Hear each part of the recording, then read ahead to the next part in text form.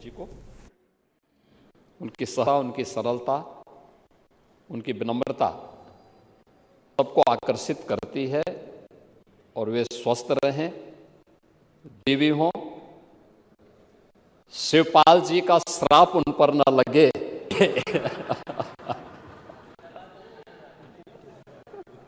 ये मैं कामना जरूर करता हूं।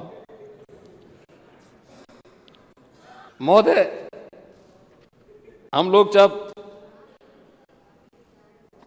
सदन में इस बजट पे चर्चा कर रहे हैं तो 2026-27 का एक है और 2026 के इस बजट के बारे में मैंने जो बताया कि देर रात्रि में जब भी मैं अगले दिन के बिजनेस के बारे संसदीय कार्य मंत्री को बातचीत करने का प्रयास करता था 8 साढ़े 8 बजे। एक दिन मैंने 9 बजे 9:30 बजे के आसपास किया तो पता लगा मतलब मंत्री जी सदन में हैं, सदन चल रहा है। यानी ये दिखाता है कि वास्तव में माननीय सदस्यों ने रुचि ली है और हमारे लिए बहुत महत्वपूर्ण इसलिए भी है कि उत्तर प्रदेश के इतिहास में किसी मुख्यमंत्री को 10वां बजट प्रस्तुत करने का अवसर प्राप्त हुआ। ये पहली बार हुआ है और बजट भी ऐतिहासिक है। यानी 12,696 करोड़ रुपए का यह बजट यहाँ पे प्रस्तुत किया गया है। इसके बहुत सारी चीज़ें नेता प्रतिपक्ष ने यहाँ पर कही भी हैं कि वित्तीय स्वीकृति समय पे नहीं दी जाती है, लेकिन वह सच नहीं है। मैं इन सब बातों पे भी बात करूंगा कि कुल बजट की कितनी स्वीकृतियां पहले की सरकारों में जारी होती थी और हमारे सरकार के समय जारी हो रही हैं और कितना पैसा खर्च हो रहा है। सदन की कार्रवाई है जो अनुदान मांगों पर विभागों के जो विभिन्न विभागों के अनुदान मांगों पर चर्चा, उसके पीछे का उद्देश्य भी होता है। एक गाइडलाइन होती है और गाइडलाइन इस बात को लेकर होती है कि बजट पास होने के बाद 31 के बाद जब 1 अप्रैल से नया वित्तीय वर्ष प्रारंभ, तो सभी संबंधित विभाग अपनी कार्य बना करके वर्ष भर की कार्य योजना बना करके उसको व्यवस्थित रूप से लागू करने का प्रयास कर लें। अगर पहले से कार्य योजना बनी हुई तो उसकी गाइडलाइन के ही अनुदान की मांगों पे चर्चा होती है कि अनुदान की मांगों को हमारा क्रम क्या होगा, किस किस मद में कितना पैसा जाना है और उस पैसे को खर्च करने की हमारी प्रक्रिया क्या होगी।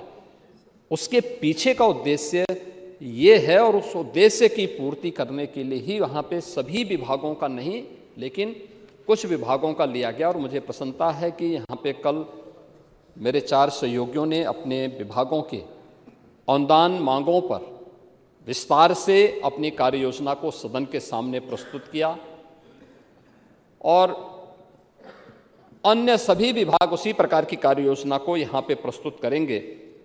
ये महत्वपूर्ण है। आपने जो बातें यहाँ पर कही हैं, मैं देख कर के आश्चर्य कर रहा था और मुझे लगता था कि नेता प्रतिपक्ष उम्र के हिसाब से आंकड़ों में घालमेल नहीं करेंगे। एक बार तो उन्होंने ऐसा प्रयास किया था कि कभी कभी संगत का प्रभाव होता है, तो मुझे लगा कि ऐसा लगता है कि चच्चों का प्रभाव भी आप पे आ गया है। और वो प्रभाव इस बात को आ गया जब आपने कहा कि राजकोषीय घाटा आपका जो है वह इतना ज़्यादा है, आप उत्तर प्रदेश पे उधार इतना ज़्यादा है। मुझे लगता है कि वह सच नहीं था। तो वित्त मंत्री जी ने तत्काल वो अपने प्रतिक्रिया वहाँ पर व्यक्त कर दी और उन्होंने इस बात को कहा कि नहीं, ऐसा नहीं है। देखिए, मैं आपके सामने प्रस्तुत करूंगा कि जो राजकोषीय घाटा है, जो कुल जीएसडीपी का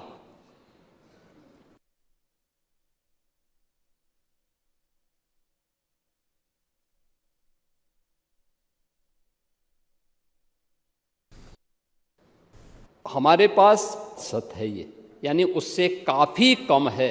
इसका मतलब हमारा वित्तीय प्रबंधन बेहतर है और इस वित्तीय प्रबंधन के लिए ही आज देश भर के बैंकर्स यूपी पे विश्वास करते हैं। ऋणग्रस्तता की बात करते हैं तो आपके समय में जो ऋणग्रस्तता थी 16-17 में, ये लगभग 30% थी और आज यह